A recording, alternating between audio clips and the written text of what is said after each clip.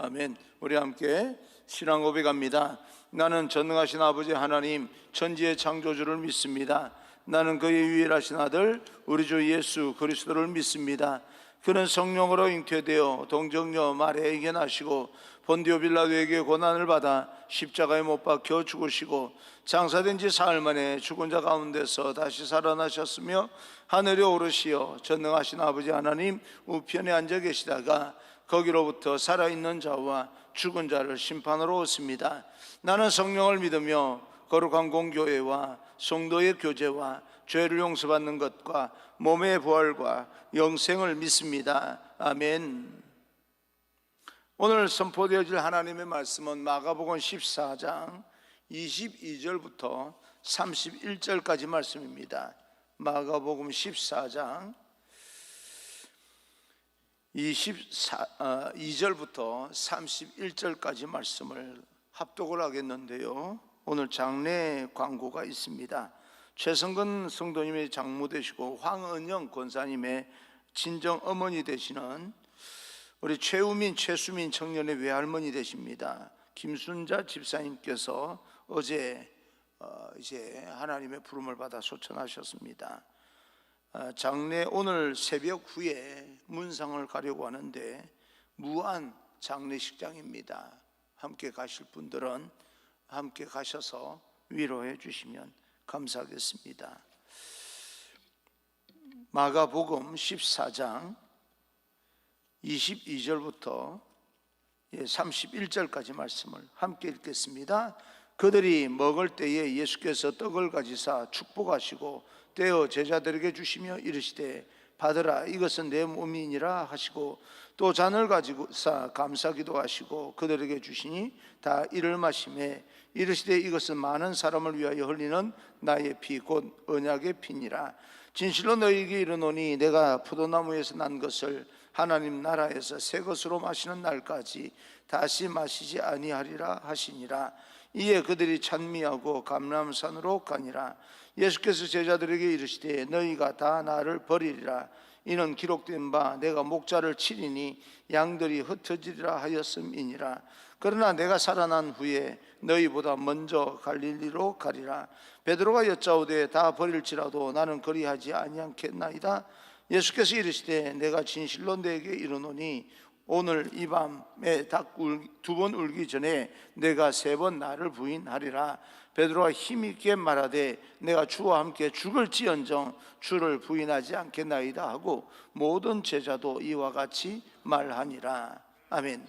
우리 앞뒤 좌우 인사합니다. 축복합니다. 성령 충만 행복하십시오. 인사합니다. 축복합니다. 성령 충만 행복하십시오.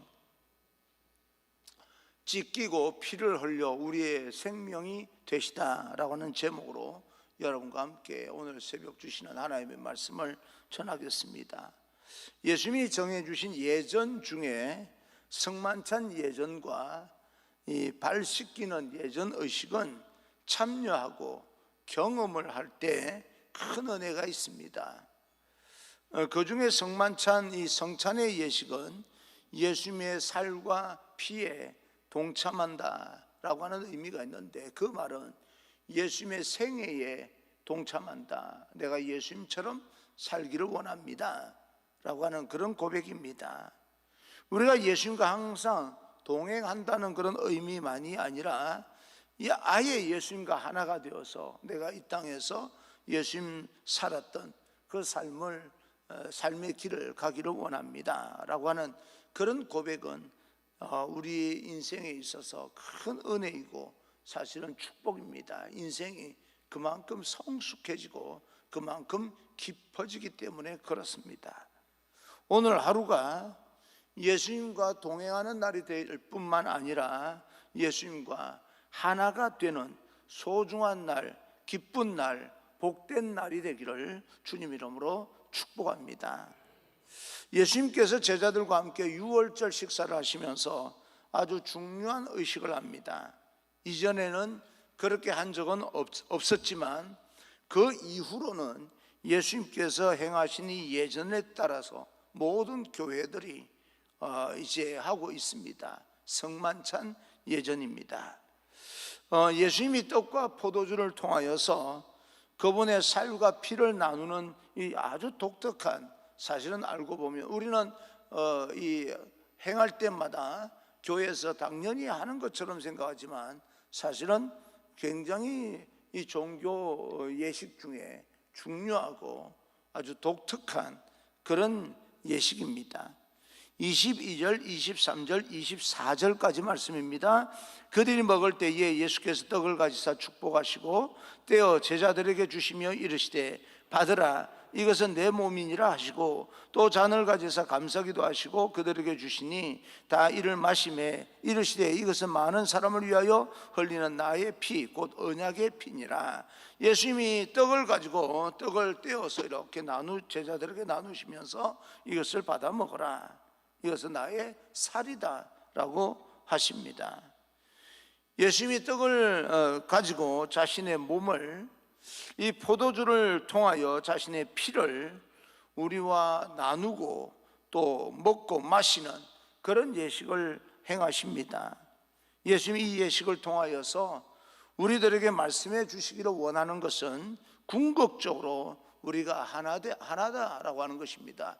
너와 내가 하나다. 너희가 내 안에 들어와 있고 내가 너희 안에 들어가 있다, 그 말입니다. 요한복음 6장 35절을 보게 되면 예수께서 이르시되 나는 생명의 떡이니 내게 오는 자는 결코 줄이지 아니할 터이요 나를 믿는 자는 영원히 목마르지 아니하리라. 오병이어의 사건 속에서 내가 생명의 떡이다, 누구든지 나에게 오는 자는 결코 굶주리지 않는다라고 말씀을 하시는 부분이 있습니다. 바로 이 오병이어를 행하시고 나서 바로 예수님께서 이 말씀을 하신 거죠. 예수님께서 떡을 가지고 제자들에게 나누시면서 이 떡을 먹는 자는 나의 몸을 먹고 나의 몸과 하나가 되는 것이다. 그래서 우리가 그 떡을 먹음으로 주님이 우리 안에 있고 우리가 주님 안에 있는, 주님과 우리가 하나가 되는 놀라운 그런 영적 신비를 우리에게 말씀해 주고 있습니다. 또 포도주를 가지고 말씀하시기를 이 잔을 마시는 자마다 나의 피 곧 언약의 피에 참여하는 것이다 라고 말씀하십니다. 예수님께서 떡과 포도주를 통하여서 우리들에게 하나가 되어지는, 떡을 통하여서는 그분이 내 안에, 내가 그분 안에 이렇게 거주함으로 말미암아 하나가 되어짐을 말하고, 그리고 포도주를 통하여서 주님이 십자가 위에서 흘리는 피를 인하여서 주홍빛 같은 그런 우리 죄가 흰눈같이 양털같이 휘어지게 되는 그런 역사를, 놀라운 신비의 어떤 영적 세계를 우리에게 말씀해 주고 있습니다. 우리 이 땅을 살면서 육적인 가진 존재로만 살고 있는 것이 아닙니다. 영적인 세계에 살고 있는 것입니다. 두 가지 종류의 인생을 살고 있다, 그렇게 볼 수가 있습니다. 피는 생명의 의미입니다. 그래서 피를 바치는 제사를 통하여서 우리의 생명을 바치는 것인데, 예수님이 그 피를 우리에게 주신다라고 하는 것은 우리의 생명 대신에 죄값으로 죽을 수밖에 없는 생명의 값, 심판의 값을 대신 치름으로써 내가 가지고 있는 그 모든 죄가 다 씻겨져 내려가는, 그래서 영생과 구원의 자리로 나가게 된다는 그런 의미입니다. 예수님께서 그렇게 우리에게 천국의 생명을 부여해 주신 겁니다. 이 놀라운 하나님의 약속, 성경을 통하여서 하나님께서 우리에게 말씀해 주셨던 그 언약의 은혜 가운데로 우리를 실질적으로 인도해 주신다, 그런 의미가 있기 때문에 여러분들은 이제 예전에도 마찬가지로 그렇게 살아오셨겠지만 육적인 존재만은 아닙니다. 먹고 사는 거에, 우리가 먹고 마시고 또 잠을 자고 하는 것에 굉장히 절대적인 그런 어떤 축복, 그것이 축복이다라고 볼 수가 있겠지만 우리는 그것만 가지고 만족할 수 있는 그런 존재는 아니다라고 하는 것을 우리는 깊이 있게 알고 깨닫고 살아야 됩니다. 특별히 주님께서 떡을 가지시고 또 잔을 가지시고 축복하시면서 감사 기도를 드리시는 것을 보면서 예수님이 십자가를 지시는 것이 정말 억지로 할 수 없이 하는 것이 아니라 우리의 생명을 살리기 위해서 기쁨으로 하시는 것이다, 그렇게 볼 수가 있습니다. 힘들고 고통스러운 것, 그것이 마음에 걸리기는 하지만, 그러나 내가 그렇게 십자가에 못 박혀 죽음으로써 너희가 살아나게 된다면 내가 이건 못할 것도 없다 하는 그런 심정으로 이제 십자가를 지시는 겁니다. 그 십자가의 길, 죽음의 길을 통하여서 살과 피를 우리에게 주시는 이 언약의 길이 축복과 감사 기도로 이어지고 있다. 하나님 앞에 물론 이 겟세마네 동산에 올라가서 그것을, 이 잔을 내게서 옮기시옵소서라고 하는 그런 기도를 들으셨지만, 모든 일이 연결되는 그 마지막 부분에는 하나님 우리에게는 축복이, 그리고 또 하나님 아버지 앞에 감사를 하는 그런 기도로 마무리하고 있습니다. 그러기에 우리에게 생명까지도 주시면서 하나님 앞에 감사를 하는 그 모습을 보면서 우리는 큰 은혜를 받게 되는 것이고, 이것이 우리에게 큰 축복이다, 그렇게 볼 수가 있습니다. 그리고 십자가와 주님의 살과 피를 나누는 것이 은혜요, 축복이요, 우리에게도 하나님 앞에 감사인 것을 다시 한번 확인할 수가 있습니다. 저와 여러분에게 주님의 살과 피의 은혜가 충만하게 되기를 주님 이름으로 축복합니다. 제자들은 처음 예수님의 성만찬에 참여한 이후에 그들은 유월절에 참여하면서 유월절의 어린 양을 통해서 이스라엘 백성들이 구원을 얻었던 것 아니겠습니까? 이스라엘 백성들이 애굽에서 탈출할 때 문설주의 어린 양을 잡아서 피를 바름으로써 내가 그 피를 보고 넘어가리라, 하나님의 영이 그 집은 넘어갑니다. 그 피를 보고요. 그런 것처럼 유월절 어린 양의 그 모습, 그 양의 고기를 먹고 그 피로 문설주를 바르고 구원을 얻은 것을 다시 한번 예수님의 모습을 통해서 이스라엘 백성들을 구원하시는 하나님의 그 어떤 말씀의 역사를 보게 되는 겁니다. 정말 그 피를 보고 넘어가리라, 애굽 전역에 이렇게 돌면서 피를 보고 넘어가는 하나님의 그 영들을, 천사들을 이렇게 보면서 장엄하고 거룩하고 경건한 이 의식, 말할 수 없는 그런 중요한 의식입니다. 성만찬을 우리가 예수님의 살과 피를 받을 때에 그런 마음으로 받으셔야 됩니다. 십자가의 고통을 감사와 사랑과 축복으로 우리에게 베풀어 주시는 그 예수님의 말씀을 들은 후에, 또 예수님께서 이제는 십자가에 달려 죽으실 것에 대해서 말씀하시고, 그 과정 가운데 제자들은 모두 주님을 버릴 것이다, 다 흩어져 버릴 것이다 라고 말씀을 합니다. 예언하시는 거죠. 그럴 때 제자들은 어떻게 이야기를 합니까? 제자들에게 말씀하시는 그 예수님의 마지막 그 행정, 행선지, 이런 여러 가지 동선을 보면서 다시 한번 우리는 그 겟세마네 위에서의 예수님의 마음과 또 예수님의 그 모습을 깊이 있게 한번 묵상해 보기를 간절히 소망합니다. 26절 27절입니다. 이에 그들이 찬미하고 감람산으로 가니라. 예수께서 제자들에게 이르시되 너희가 다 나를 버리리라.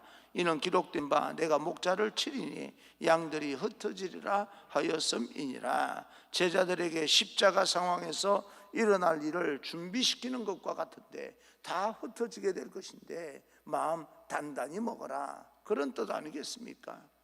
흩어져 있다 할지라도 나는 너희들을 떠나지 않는 거야. 내가 십자가에 못 박혀 죽는다 할지라도 결코 너희들을 떠나는 것이 아니니 너희들은 다 흩어질지라도 담대하라는 거죠. 겁먹지 말라는 겁니다. 여러분, 우리가 아무리 힘들고 어렵다 할지라도 예수님이 우리와 함께 하신다는 그 믿음이 여러분을 담대하게 만들 수 있기를 간절히 소망합니다. 언제 어느 위치 어떤 상황 어떤 배경 어떤 조건 가운데서도 예수님은 우리와 함께 하시겠다는 이야기입니다. 이 말이요, 다 흩어지게 되는 거예요. 사정이 있어서. 그렇지만 흩어진다 할지라도 겁먹지 마, 담대하게 그렇게 살아가라고 하는 그런 이야기입니다. 마지막 유언을 하는 것처럼 그렇게 말씀하신 거죠. 제자들에게 십자가 상황 가운데서 일어날 여러 가지 일들을 좀 마음을 굳게 먹을 수 있도록 그렇게 준비시키는 것과 같은 건 그런 상황인 것처럼 보이는데, 그 중에 베드로가 호언장담을 합니다. 29절 30절입니다 29절 30절 베드로가 여짜오되 다 버릴지라도 나는 그리하지 아니하겠나이다. 예수께서 이르시되 내가 진실로 너에게 이르노니 오늘 이 밤 닭이 2번 울기 전에 내가 3번 나를 부인하리라. 베드로는 너희가 다 나를 버리고 도망갈 것이다, 흩어질 것이다, 그렇게 경고하시는데 자신 있게 말합니다. 다른 사람은 다 주님을 버릴지라도 나는 주님을 떠나지 않겠습니다, 주님 곁에 있겠습니다 라고 말할 때 주님께서 분명히 이야기합니다. 베드로야, 너는 닭이 2번 울기 전에 나를 3번 부인할 것이다 라고 말씀합니다. 우리가 아는 것처럼 베드로는 결국 예수님을 버리고 도망했을 뿐만 아니라 예수님을 닭 울기 전에 2번 울기 전에 3번 부인하고 닭 우는 소리에 통곡하는 그런 내용을 우리는 알고 있습니다. 그러나 오늘 이 본문에서 베드로가 호언장담하는 그 모습을 보면서 우리는 다시 한번 우리 자신을 살펴볼 수 있기를 바랍니다. 베드로와 같은 그런 어떤 열망이나 열정이나 그 뜨거움이 우리 안에도 있었으면 좋겠습니다. 물론 그런 어떤 결과는 그렇게 되지 않았지만 정말 예수님을 우리 마음에 품고 예수님을 떠나지 않겠다고 하는 그 고백적인 그런 어떤 열망과 열정, 이것은요 우리가 본받아야 됩니다. 그 뒤에 이어지는 그 열정만큼이나 그 열망만큼이나 실천하지 못했던 그런 부분들, 그 부분들 때문에 그런 거지요. 예수님을 마음에 품고 떠나지 않겠다고 하는 그런 어떤 이 호언장담하는 부분에서 잘못된 부분이 있어서 그렇지, 사실은 이 열정과 열망은 우리는 본받아야 됩니다. 두 번째로는 베드로는 왜 예수님의 말씀을 좀 진중하게 듣고 그 의미를 되새기면서 그 상황에 대해서 준비해야 되는데 그러지 아니하고 낯서기를 좋아하고 자신감에 차 있었을까라고 하는, 자기 신앙은 자기가 지킬 수 있다고 생각했던 것 같습니다. 그러면서 우리의 모습이 끊임없이 하나님께서 말씀해 주시고 징조도 보여주시고 또 우리에게 경고해 주시고 여러 모양으로 하나님께서, 예수님께서 우리에게도 말씀해 주시는데, 설교를 통해서 하나님의 말씀을 통해서 예수님께서, 하나님께서 우리에게 얼마나 많은 말씀을 하시는데 우리는 하나님의 말씀을 귀담아 들으려고 하지 아니하고 있는 지식 머리로만 깨닫고 마는 내 생각과 내 감정과 내 의지와 자기 자신을 너무 믿고 살아가는 거 아닌가. 여러분, 제가 믿음이 좋으면 얼마나 좋고 여러분이 믿음이 좋으면 얼마나 좋겠습니까? 사실은 알고 보면 말이에요, 우리는 우리의 연약함을 알고 하나님께서 말씀하시는 부분이 어떤 것인가라고 하는 것을 마음으로 깨닫고 머리로 깨닫고 그랬다면 그것을 잘 실천하기 위해서 뭔가 우리 생활 속에서 준비해야 되는데, 내가 이만하면 되지 않겠어? 라고 하는 묘한 그 신앙의 자신감은 어디서 나오는 것일까? 세상을 살면서 자신감을 가지고 살아간다는 것은 나쁜 일은 아닙니다. 굉장히 중요한 일이에요. 나는 여러분, 이 땅을 살아가면서 세상 별거 있습니까? 자신감을 가지고 살아가십시오. 그러나 베드로처럼 이 자만심이나 어떤 교만함 속에서 여러분 베드로의 고백을 보면서 느끼시는 게 있었으면 좋겠습니다. 나는 다른 사람들이 다 버릴지라도, 다른 사람들이 다 버릴지라도 나는 그러야 하지 않겠습니다. 여러분, 이 고백이라고 하는 것이요, 주님 앞에 그냥 주님 내가 꼭 지키겠습니다라고 말한 게 아니잖아요. 다 버린다는 거예요. 주님 말씀대로 다 버릴지라도 나는 안 그렇다는 거예요. 그 지금 뭡니까? 다른 사람보다 내가 더 낫다는 거예요. 여러분 신앙이 다른 사람보다 더 우월하십니까? 여러분은 여러분 신앙이 다른 사람보다 더 낫다고 생각하십니까? 그럴 때 조심하셔야 됩니다. 여러분이나 저나 다른 사람보다 신앙이 나을 것도 없습니다. 우리는 항상 그런 마음으로 살아야 됩니다. 내가 내 신앙을 지키기 위해서 몸부림쳐야 되는 것이지, 다른 사람들은 지키지 않는데 나는 지키겠습니다 라고 하는 이런 태도는 굉장히 위험한 태도입니다. 다른 사람은 하지 않는데 나는 한단 말이에요. 내가 더 낫다는 거예요.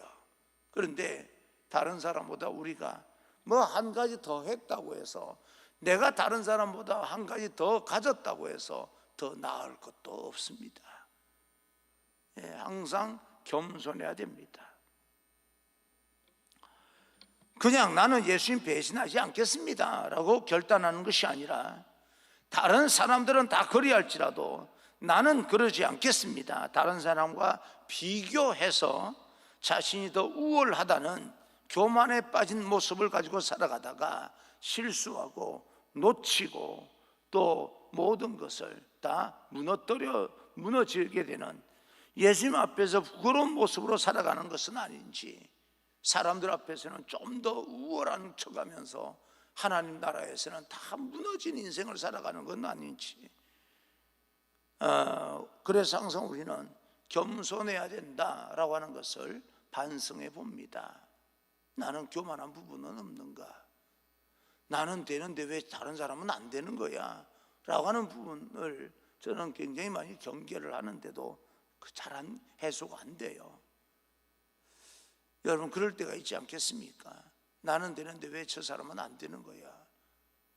그 사람과 비교해서 내가 더 우월하다는 뜻 아니겠습니까? 그런 어떤 부분을 우리는 좀 반성할 필요가 있겠다. 근데 반성하는데도 불구하고 그런 마음이 사라지지 않는 것이 바로 우리가 연약하다는 존재입니다.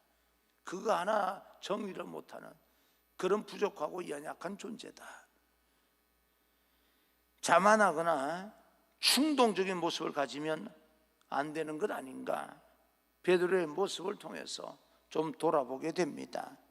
우리의 삶 속에서 특별히 하나님 앞에 항상 우리에게 말씀해 주시거나 가르침을 주실 때, 그것을 설교를 통해서 하나님의 말씀을 읽음을 통하여서 듣는 하나님의 음성에 예민하여서 우리의 잘못된 것을 좀 정리할 것은 정리하고 내려놓을 것은 내려놓고 하나님 앞에 겸손히 나아갈 수 있는 우리 모두가 되어지기를 간절히 축복합니다. 하나님은 그럼에도 불구하고, 어찌됐건 그럼에도 불구하고 우리와 함께 하십니다. 그 하나님과 함께 오늘도 도전적으로 살아갈 수 있는, 세상의 모든 어려움을 겁먹지 마시고 주님이 함께 하신다는 그 믿음을 가지고 한 걸음 한 걸음 담대하게 살아가는 그런 우리 모두가 되어지기를 주님 이름으로 축원합니다.